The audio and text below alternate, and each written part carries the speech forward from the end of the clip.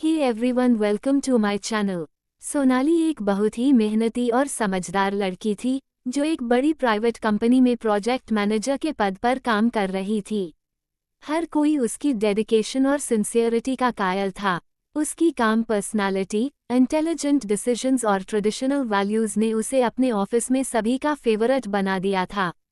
दूसरी ओर दक्ष उसी कंपनी के अकाउंट्स डिपार्टमेंट में काम करता था।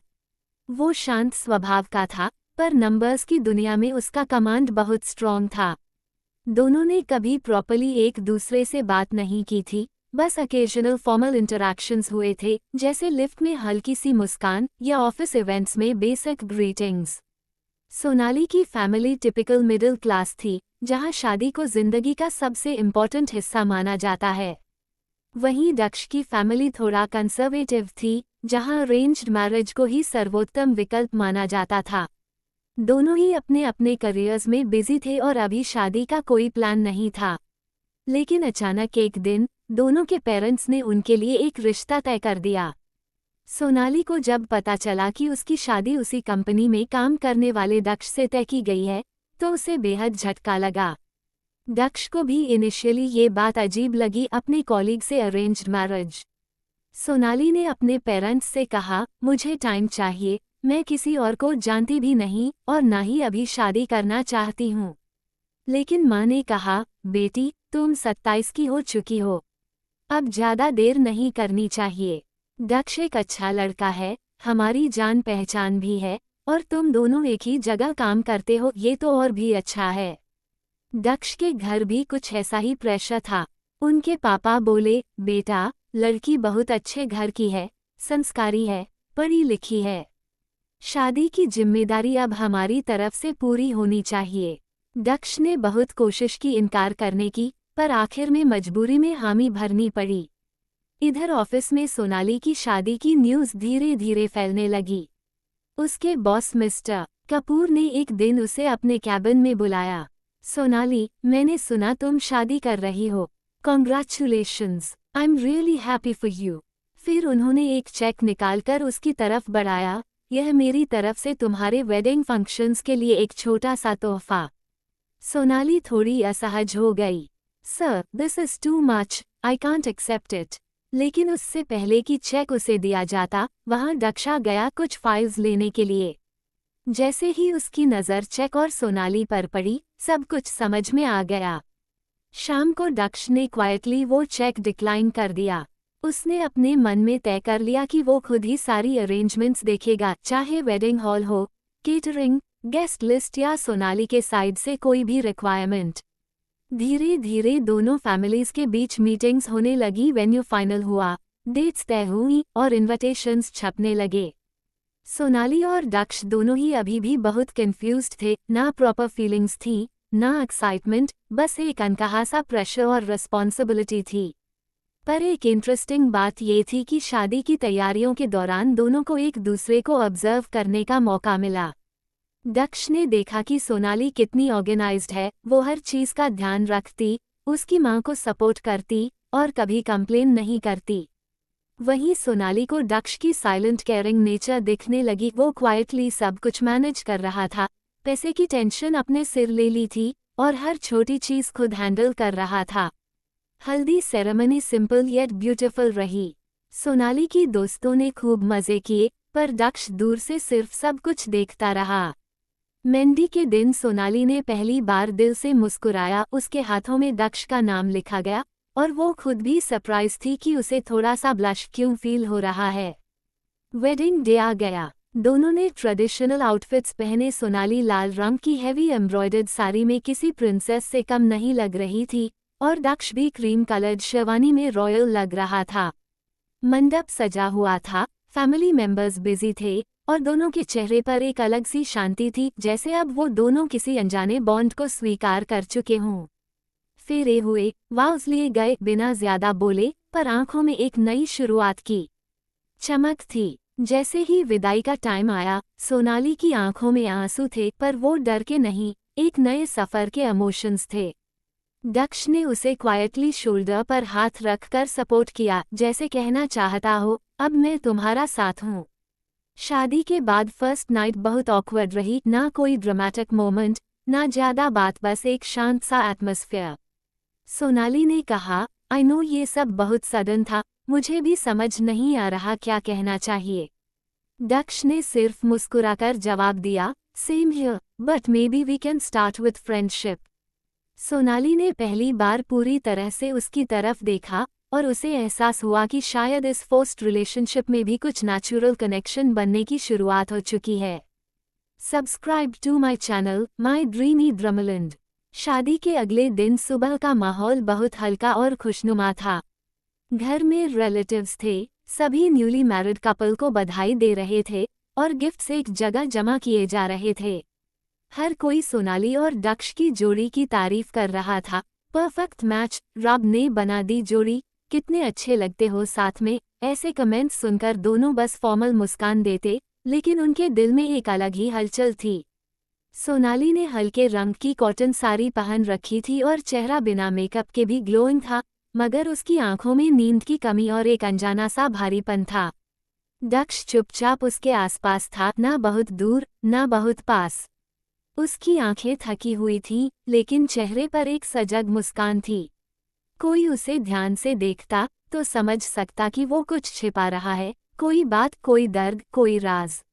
ब्रेकफास्ट के बाद दोनों को कहा गया कि गिफ्ट्स ओपन करें। ड्राइंग रूम में सब बैठ गए। सोनाली के माता पिता, दक्ष के मम्मी पापा, कजन्स, दोस्त और दोनों न्यूली वेड्स सोफा पर साइड बाय साइड बैठ गए। पहला गिफ्ट एक क्रॉकरी सेट था, दूसरा एक फैंसी फोटो फ्रेम, तीसरा एक कपल वॉच सेट। सब कुछ नॉर्मल चल रहा था जब एक छोटा सा बॉक्स आया, गोल्डन रैपिंग में नीटली पैक किया हुआ, जिस पर किसी का नाम नहीं था। सोनाली ने रैपिंग हटाई और एक वेलवेट बॉक्स निकाला। उसने जैसे ही बॉक्स खोला, एक पुरानी तस्वीर उस पर गिर पड़ी। तस्वीर में एक छोटी सी लड़की अपनी नानी के साथ बैठी थी और उनके पीछे वही पुराना घर था जो अब मेमोरीज में बदल चुका था। सोनाली की आंखें इंस्टेंटली भर आईं। वो फोटो देखकर एकदम फ्रीज हो गई। उसका गला रुंध गया। किसी को कुछ समझ नहीं आया, लेकिन दक्ष ने बिना कुछ पूछे फौरन पानी का गिलास लाकर उसकी तरफ बढ़ाया। सोनाली ने कांपते हाथों से पानी लिया, कुछ घूंट पिए और वो तस्वीर अपनी गोद में रखते हुए फूट फूट कर रो पड़ी।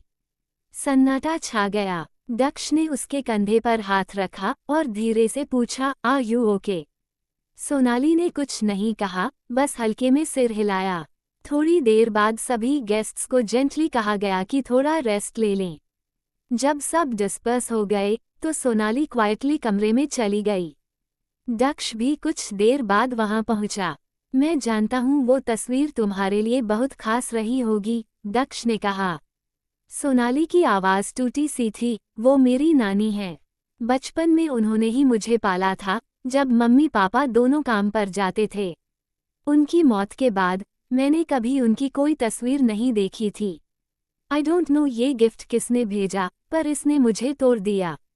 दक्ष ने देखा कि सोनाली का दिल बहुत सॉफ्ट है। वो स्ट्रॉन्ग दिखने की कोशिश जरूर करती है, लेकिन अंदर से बहुत सेंसिटिव है। उसने बिना ज्यादा बात किए सॉफ्टली कहा, उनकी यादें तुम्हारे साथ हैं और अब मैं भी। सोनाली ने उसकी तरफ देखा। दक्ष के चेहरे पर एक गहराई थी, एक ऐसा चेहरा जो कुछ कहना चाहता था पर कह नहीं रहा था। मानो कोई सीक्रेट उसके दिल में दफन हो, कोई ऐसी बात जो हर मुस्कान के पीछे छुपी हुई है। अगले कुछ दिन फॉर्मल रहे। दक्ष काम पर वापस चला गया था और सोनाली धीरे धीरे न्यू होम में सेटल हो रही थी। हर दिन की शुरुआत सिंपल होती। सोनाली चाय बनाती, फिर दक्ष निकल जाता। शाम को वापसी पर दोनों साथ डिनर करते, पर बहुत ज्यादा बातचीत नहीं होती। एक अजीब सी दूरी थी, जैसे दोनों दिल खोलना चाहते हों पर टाइमिंग सही ना हो। एक शाम जब दोनों टेरेस पर बैठे थे, दक्ष ने पूछा, तुम्हारे लिए ये शादी कितनी मुश्किल रही? सोनाली थोड़ी देर चुप रही, फिर बोली, मैं कभी अरेंज मैरिज चाहती ही नहीं थी। मेरा सपना था कि जिससे प्यार करूं उसी से शादी करूं, पर शायद जिंदगी हर किसी को वो लग्जरी नहीं देती। And now I am trying to accept this reality. Daksh ने थोड़ी देर उसे देखा, फिर अपनी नजरें आसमान की ओर फेर लीं। मुझे भी बहुत कुछ कहना है, पर हर बात कहने का सही वक्त होता है। सोनाली ने उसे गौर से देखा। Is there something you are hiding? Daksh थोड़ी देर चुप रहा, फिर मुस्कुरा कर बोला, शायद, लेकिन अभी नहीं। उस रात सोनाली बहुत सोचती रही। दक्ष हर तरीके से केयरिंग था। वो उसके लिए खाना लाता, उसे आराम करने कहता, उसके छोटे छोटे गेस्चर्स को नोटिस करता। लेकिन फिर भी उसमें कुछ अधूरा सा था, जैसे उसका एक हिस्सा हमेशा बंद रहता है। एक दिन सोनाली को दक्ष की डायरी मिली, जो उसके स्टडी टेबल के ड्रॉअर में थी। उसने सोचा शायद पर्सनल है, पर क्यूरियोसिटी के कारण एक पेज खोल लिया। उसमें लिखा था, I never thought I'll marry someone from the same office. And now that I have, I feel like hiding everything that hurts me. Sonali deserves someone free from baggage. I can't burden her with my past. Sonali की आंखें भर आईं। उसे एहसास हुआ कि दक्ष न केवल उसके इमोशंस को रिस्पेक्ट करता है, बल्कि उसे प्रोटेक्ट भी कर रहा है, अपने पेन से भी। अगले दिन सोनाली ने क्वाइटली दक्ष से पूछा, अगर मैं कहूँ कि मैं तुम्हारे हर दर्द को समझना चाहती हूँ, क्या तुम मुझे अपना पास्ट शेयर करोगे? दक्ष ने थोड़ी देर सोचा, फिर कहा, yes, but only when I am ready. Sonali ने उसके हाथों को सॉफ्टली थामते हुए कहा, I'll wait. Subscribe to my channel, my dreamy drumland. शादी को अब कुछ हफ्ते हो चुके थे। सोनाली और दक्ष की जिंदगी एक धीमी पर स्थिर लय में चल रही थी।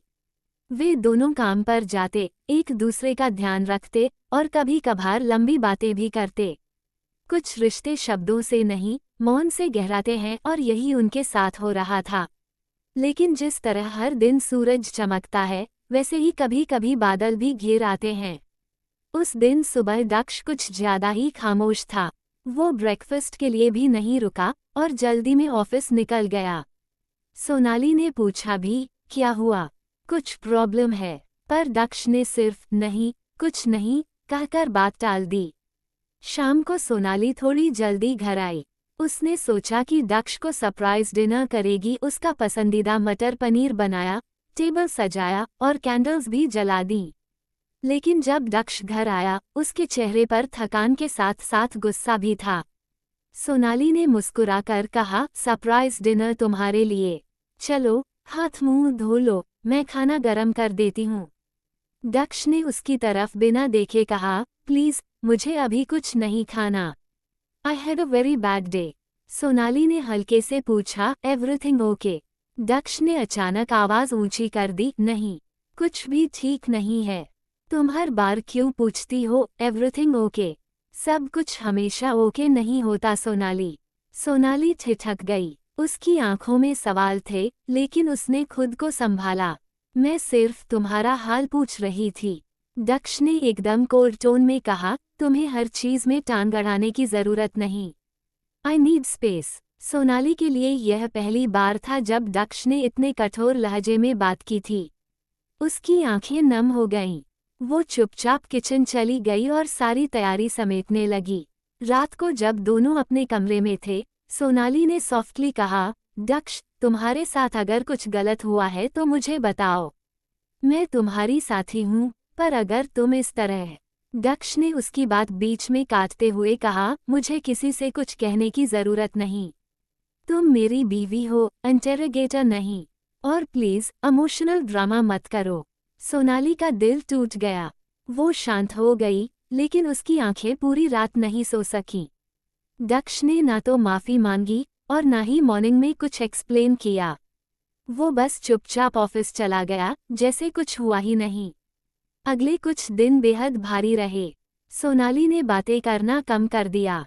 दक्ष अब भी इंडिफरेंट था, कोई सॉरी नहीं, कोई रिग्रेट नहीं। उसने खुद को काम में इतना डुबो दिया कि घर की बातें, सोनाली की भावनाएं, सब कुछ इग्नोर करता रहा। सोनाली ने अपनी डायरी में लिखा, शादी से पहले सोचा था कि शायद धीरे धीरे एक कनेक्शन बनेगा, पर कनेक्शन तो तभी बनता है जब दोनों लोग एक दूसरे को महसूस करना चाहें। दक्ष के कोल्ड वर्ड्स अब तक मेरे दिल में गूंजते हैं। क्या वो मुझसे नफरत करता है या बस खुद से नाराज है? मैं उसके कठोर चेहरे के पीछे का आदमी जानना चाहती थी, पर शायद वो मुझे जानने देना ही नहीं चाहता। एक शाम दक्ष ऑफिस से देर रात लौटा और देखा सोनाली बालकनी में अकेले बैठी थी। उसके हाथ में वही तस्वीर थी, नानी वाली। दक्ष ने एक पल को उसे देखा, फिर बिना कुछ बोले अंदर चला गया।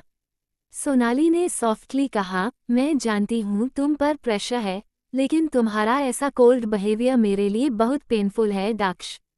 दक्ष ने कोई जवाब नहीं दिया। सोनाली की आंखें भर आईं। I never expected perfection. I just wanted respect, थोड़ी सी सॉफ्टनेस, थोड़ी सी ऑनेस्टी। दक्ष ने धीरे से कहा, सॉफ्टनेस मेरी पर्सनालिटी में नहीं है सोनाली। मैं ऐसा ही हूँ। I don't know how to change myself. Sonali की आवाज़ कांपने लगी। मैं तुमसे बदलाव नहीं मांग रही, बस कनेक्शन चाहती हूँ, लेकिन तुमने कभी कोशिश ही नहीं की। तुम्हें एक बार भी अफसोस नहीं हुआ? दक्ष ने आंखें फेर ली। नो, मुझे सॉरी फील नहीं होता, क्योंकि मैंने कोई गलत काम जानबूझकर नहीं किया। सोनाली का दिल उस पल जैसे पूरी तरह से टूट गया। Please like my video, subscribe to my channel.